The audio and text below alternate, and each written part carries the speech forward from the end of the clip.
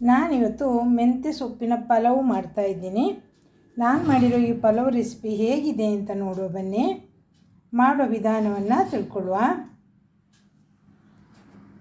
ನಮಸ್ತೆ ಫ್ರೆಂಡ್ಸ್, ನಮ್ಮನೆ ಯೂಟ್ಯೂಬ್ ಚಾನಲ್ಗೆ ತಮಗೆಲ್ರಿಗೂ ಸ್ವಾಗತ.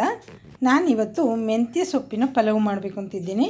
ಈ ಪಲಾವ್ ಮಾಡಲಿಕ್ಕೆ ನಾನು ಹೇಗೆ ಪ್ರಿಪ್ರೇಷನ್ ಮಾಡ್ಕೊಳ್ತೇನೆ ಅಂದರೆ, ಒಂದು 6 ಹಸಿಮೆಣಸಿನಕಾಯಿ ತೊಗೊಂಡಿದ್ದೇನೆ, ಸ್ವಲ್ಪ ಕೊತ್ತಂಬರಿ ಸೊಪ್ಪು, ಅರ್ಧ ತೆಂಗಿನಕಾಯಿಯ ಒಂದು ಅರ್ಧದಷ್ಟು ಭಾಗ ಅಂದರೆ ಒಂದು ತೆಂಗಿನಕಾಯಿಯ ಕಾಲು ಭಾಗವನ್ನು ಈ ಥರ ಹೋಳು ಮಾಡಿ ತೊಗೊಂಡಿದ್ದೇನೆ. 1.5 ಇಂಚು ಶುಂಠಿಯನ್ನು ಕಟ್ ಮಾಡಿ ಇಟ್ಕೊಂಡಿದ್ದೇನೆ. ಹಾಗೆ 1 ಗೆಡ್ಡೆ ಬೆಳ್ಳುಳ್ಳಿಯನ್ನು ಸಿಪ್ಪೆ ತೆಗೆದು ಇಟ್ಕೊಂಡಿದ್ದೇನೆ. ಮೊದಲಿಗೆ ಮಸಾಲೆ ತಯಾರು ಮಾಡಲಿಕ್ಕೆ ಇದನ್ನೆಲ್ಲ ಒಂದು ಮಿಕ್ಸಿಂಗ್ ಬೌಲಿಗೆ ಅಥವಾ ಮಿಕ್ಸಿಂಗ್ ಜಾರಿಗೆ ಹಾಕ್ಕೊಂಡು ಇದನ್ನು ರುಬ್ಬಿಕೊಳ್ತೇನೆ.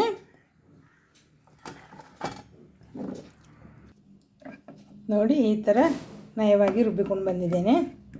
ಹಾಗೆಯೇ 1.5 ಕಟ್ಟಿನಷ್ಟು ಮೆಂತ್ಯ ಸೊಪ್ಪನ್ನು ಈ ಥರ ಸೊಪ್ಪು ಬಿಡಿಸಿ ಸಣ್ಣ ಕಟ್ ಮಾಡಿ ಇಟ್ಕೊಂಡಿದ್ದೇನೆ. ಈಗ ನಾನು ಸ್ಟವ್ ಹಚ್ಕೊಂಡು ಒಂದು ಕುಕ್ಕರ್ನ ಸ್ಟವ್ ಮೇಲೆ ಇಟ್ಕೊಂಡಿದ್ದೇನೆ.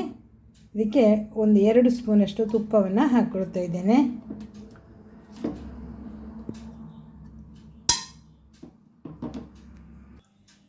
ತುಪ್ಪ ನೀರಾಗ್ತಾಯಿದೆ, ಮೆಲ್ಟ್ ಆಗ್ತಾಯಿದೆ. ಈಗ ನಾನು ಕೊಬ್ಬರಿ ಎಣ್ಣೆಯನ್ನು ಸಹ ಸೇರಿಸ್ಕೊಳ್ತೇನೆ.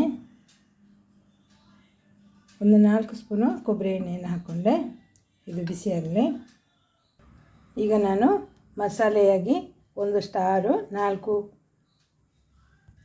ಲವಂಗ, 1.5 ಇಂಚಷ್ಟು ಚಕ್ಕೆ ಪೀಸನ್ನು, ಒಂದು ಸ್ವಲ್ಪ ಸೋಂಪು ಕಾಳನ್ನು, ಹಾಗೆಯೇ ಒಂದು ಪಲಾವ್ ಎಲೆಯನ್ನು ತಗೊಂಡಿದ್ದೇನೆ. ಇದನ್ನು ಬಿಸಿಯಾದ ಎಣ್ಣೆಗೆ ಹಾಕ್ಕೊಳ್ತೇನೆ.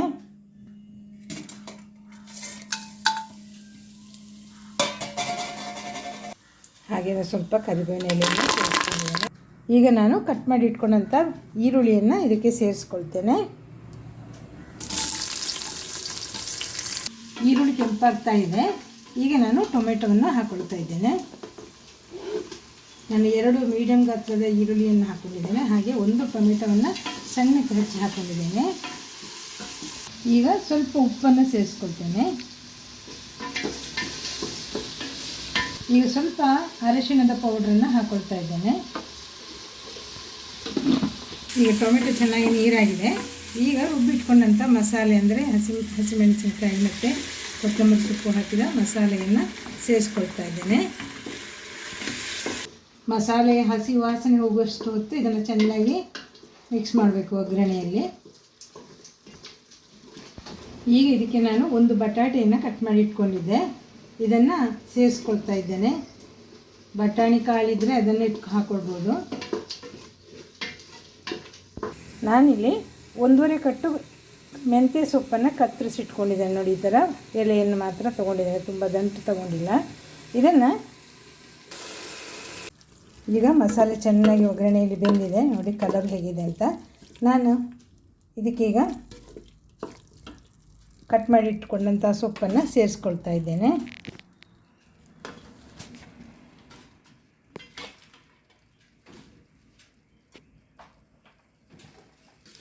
ಈಗ ಸೊಪ್ಪಿನ ಹಸಿ ವಾಸನೆ ಹೋಗೋ ತನಕ ಚೆನ್ನಾಗಿ ಹುರಿಬೇಕು ಇದನ್ನು.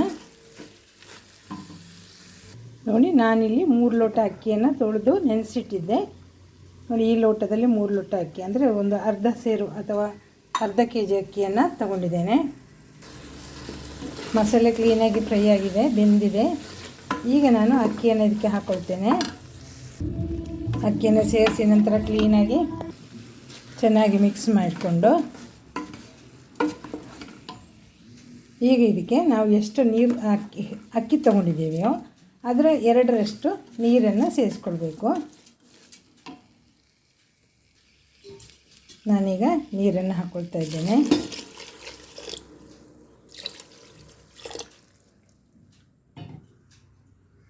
ನಾನೀಗ ನೀರನ್ನು ಹಾಕ್ಕೊಂಡಿದ್ದೇನೆ. ಹಾಗೆ ಒಂದು ಅರ್ಧ ಲೆಮನನ್ನು ಇದಕ್ಕೆ ಹಾಕ್ಕೊಳ್ತೇನೆ.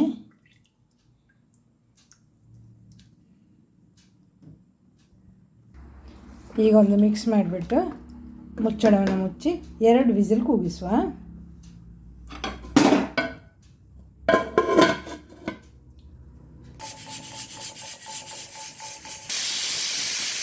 ಈಗ ಕುಕ್ಕರ್ 2 ವಿಸಿಲ್ ಕೂಗಿದೆ. Stove off ಮಾಡ್ಕೊಂಡಿದ್ದೇನೆ.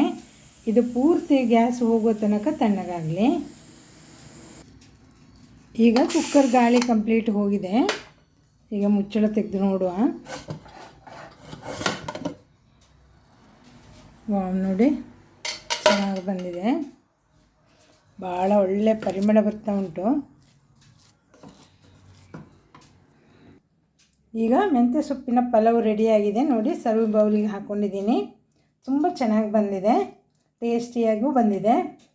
ನೀವು ಟ್ರೈ ಮಾಡಿ, ನಿಮ್ಮ ಕಮೆಂಟನ್ನು ನನಗೆ ತಿಳಿಸಿ. ಹಾಗೂ ಮೊದಲ ಬಾರಿಗೆ ನನ್ನ ಯೂಟ್ಯೂಬನ್ನು ನೋಡ್ತಾ ಇದ್ದರೆ ಲೈಕ್ ಮಾಡಿ, ಶೇರ್ ಮಾಡಿ, ಹಾಗೂ ನಮ್ಮನೆ ಯೂಟ್ಯೂಬ್ ಚಾನಲನ್ನು ಸಬ್ಸ್ಕ್ರೈಬ್ ಮಾಡಿ ಅಂತ ಹೇಳ್ತಾ thank you watching for my videos.